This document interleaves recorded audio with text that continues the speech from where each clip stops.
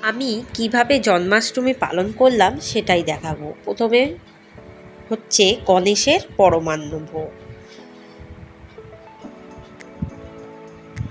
যেটা গোপালের ভীষণ প্রিয়, ক্ষীর পায়েস।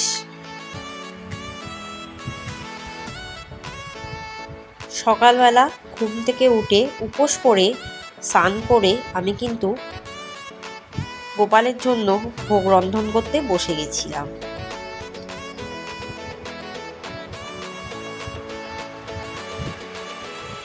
পায়েসটা যেহেতু একটু ক্ষীর করব, তাই জন্য একটু ফুটিয়ে ফুটিয়ে গাঢ় করব। রেসিপিগুলো আমি আলাদা আলাদাভাবে একদিন ঠিক দিয়ে দেবো, যদি আপনারা দেখতে চান। তো কিভাবে কি আয়োজন করেছি আজকে সেটাই দেখাবো, পুরো ভিডিওটা দেখুন। আর সম্পূর্ণ নিরামিষভাবে তৈরি করছি আলুর দম, যা গোপালের ভীষণ প্রিয়।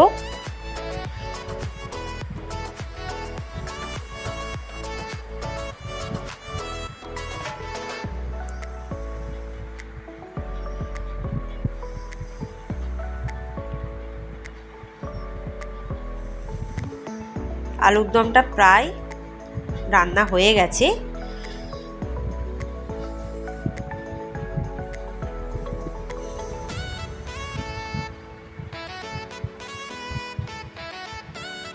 একটু কষা কষা টাইপের করেছি।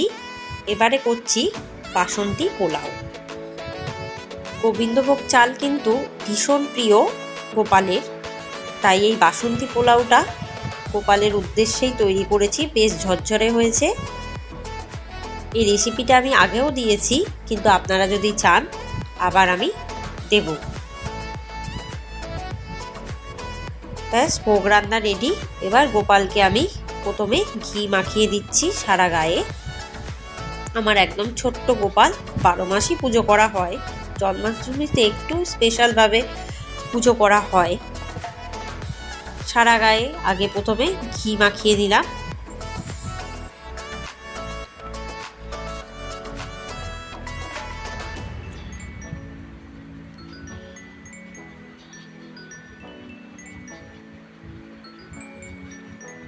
তারপর একটু মধু দিয়ে দিচ্ছি। ঘি মধুতে স্নান করাতে হয় জন্মাষ্টমীর দিন গোপালকে।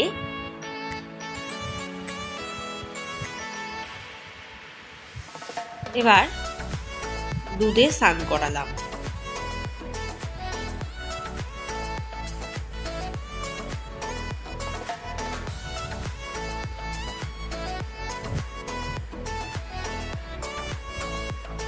এরপর প্লেন জলে আমি কিন্তু গোপালকে স্নান করিয়ে দেবো, যেটা গঙ্গা জল।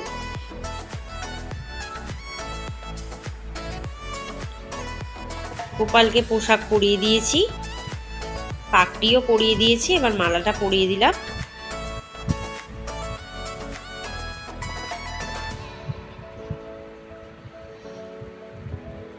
গোপালের সাজ কিন্তু একদম রেডি। চলুন এবারে আমি পুজোয় বসি। খুব ভালোভাবে সাজিয়ে দিয়েছি গোপালকে, আর গোপালের ভোগও দিয়ে দিয়েছি। পোলাও, আলুর দম, সুজির লাড্ডু, মালপো